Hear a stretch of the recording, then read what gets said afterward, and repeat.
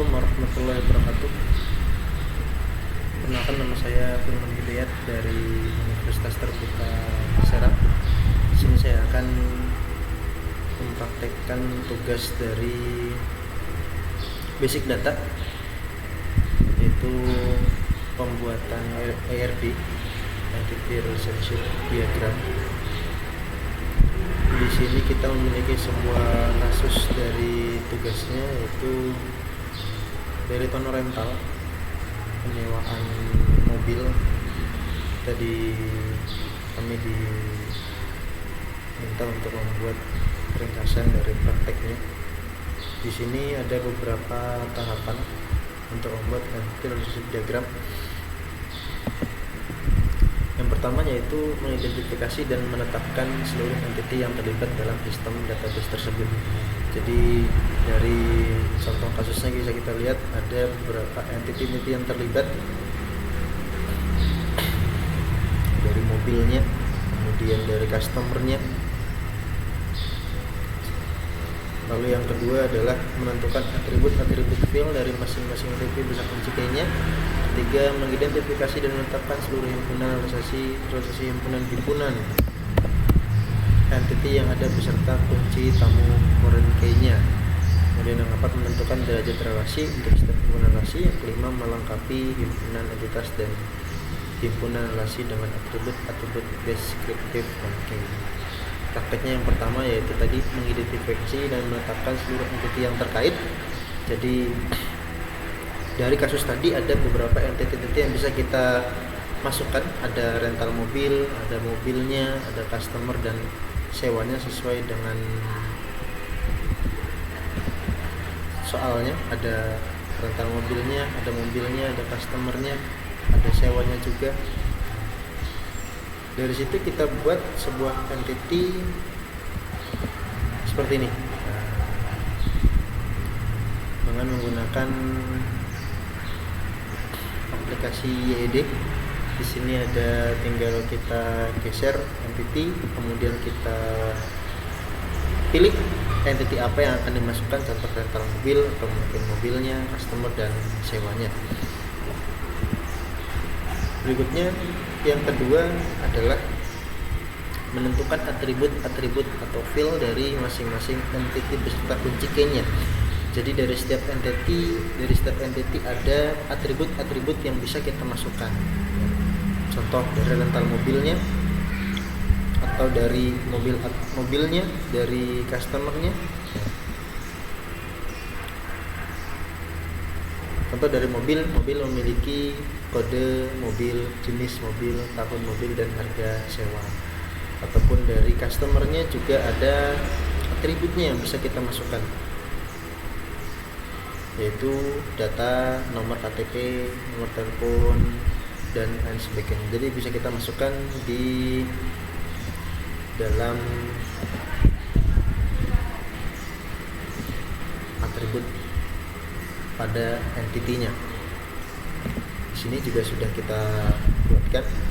Jadi dari tiap-tiap entity ada beberapa atribut entity yang bisa kita masukkan. Rental mobil, dia ada nomor NPWP-nya, ada nomor rentalnya, alamat, dan nomor telepon. Dari entity sewa pun juga bisa kita masukkan, yaitu nomor sewa, tanggal kembali, dan ada dendanya. Itu dari ini atribut. Jadi bisa kita masukkan. Nah ini di sini, terus kita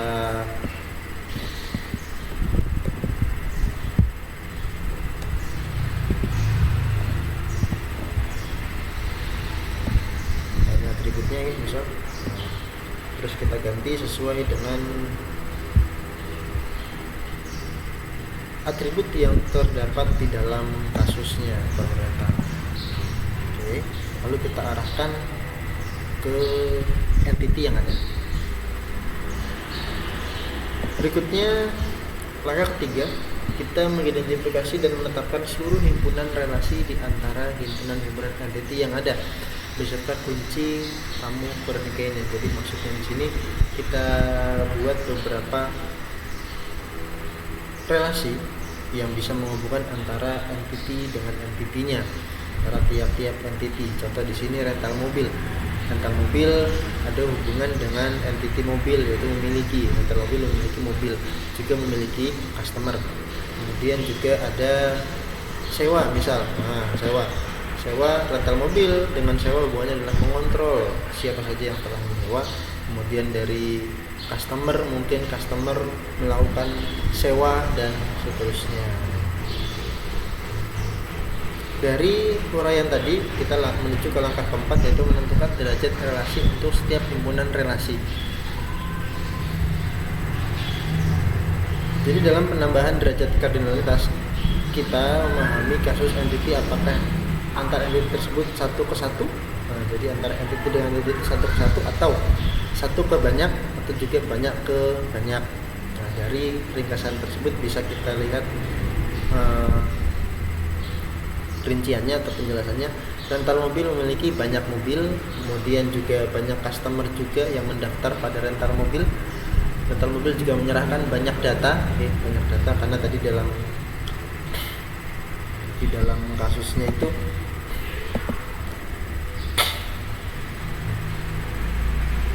ada beberapa data-data customer yang dimasukkan, dan yang menyewa pun tidak cuma satu, biasanya juga banyak. Jadi banyak data yang bisa dimasukkan dalam rinciannya. Mobil dengan customer adalah banyak ke banyak. Rental mobil dengan mobil banyak ke banyak. Customer dengan rental mobil juga banyak ke banyak. Jadi kalau dihubungkan dengan relasinya bisa dihubungkan seperti ini. Bagi aplikasi yang ada,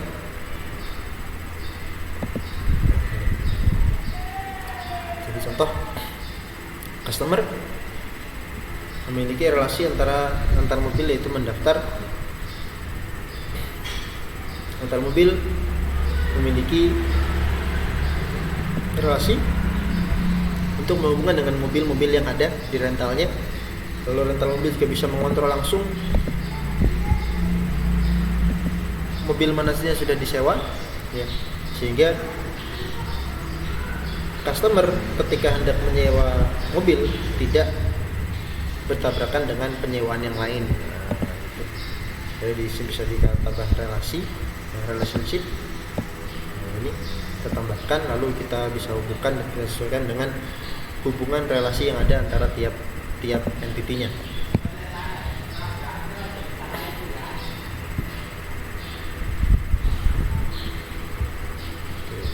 Berikutnya,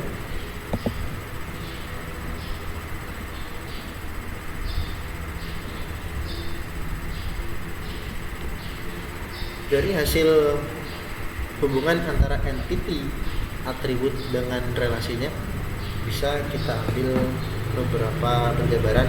Rental mobil dengan customer dapat dibaca rental mobil dapat menerima pendaftaran banyak customer. Rental mobil bisa menerima banyak customer. Rental mobil dapat dibaca rental mobil memiliki banyak mobil. Rental mobil banyak memiliki mobil. Rental mobil dengan sewa. Rental mobil dengan sewa dapat dibaca rental mobil menyerahkan data mobil untuk disewa. Untuk disewa lalu dikontrol ya, dicek siapa yang sudah menyewa, mobil apa sih yang sudah disewa, mana yang belum, dan bisa diserahkan kepada customer. Customer dengan sewa dapat dibaca banyak mobil yang sudah terdaftar dapat disewa customer. Jadi mana saja yang sudah disewa, customer bisa melihat. Mana saja yang belum disewa, customer bisa melihat dan memilih untuk disewa.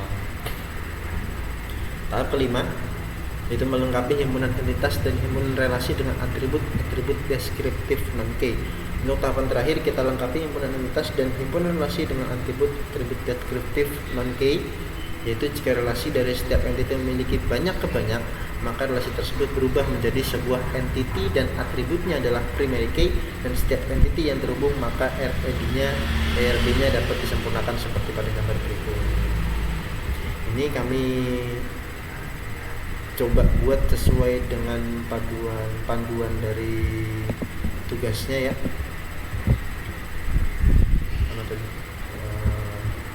Ini.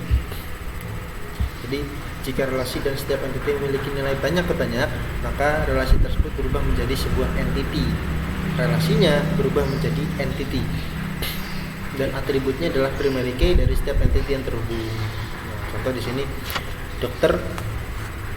Nah, dokter mempunyai hubungan dengan dokter adminnya yang memiliki ID dokter, ID admin, ataupun ID data setiap pasiennya. Jadi ini menjadi sebuah entity. Nah, atributnya menjadi primary key. Nah, ini contohnya. Jadi antara customer dengan rental mobil dan mobil ini saling terhubung.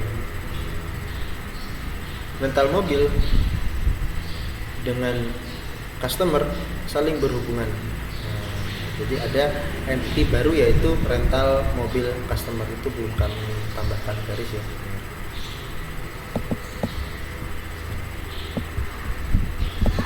Ya, satu lagi. Contohnya seperti ini. Customer bakal mendaftar kepada rental mobil. Jadi rental mobil harus mempunyai ID customer, lalu mempunyai ID mobilnya, lalu ID sewanya. Jadi setiap hubungan antara entity dengan entitinya bakal ada entity baru, yaitu data ID setiap customer. Lalu di sini kami tambahkan jumlah karena nanti bisa jadi ada banyak yang sudah disewa atau banyak customer yang masuk. Nah, itu jadi kami tambahkan juga. Sehingga rental mobil bisa tahu siapa yang menyewa, mobil apa yang disewa, kapan penyewaannya, dan apa saja yang disewa di rental mobilnya. Nah, rental mobil bakal menyesuaikan datanya, direlasikan, bakal menyesuaikan datanya dengan ID rental mobil yang sudah ada, agar mobil yang dimiliki bisa ketahuan mana yang masih, mana yang sudah disewakan. Nah, jadi saling terhubung. Mobil dengan sewa juga ada entity baru, yaitu ID dari setiap customer, yaitu sewa mobil.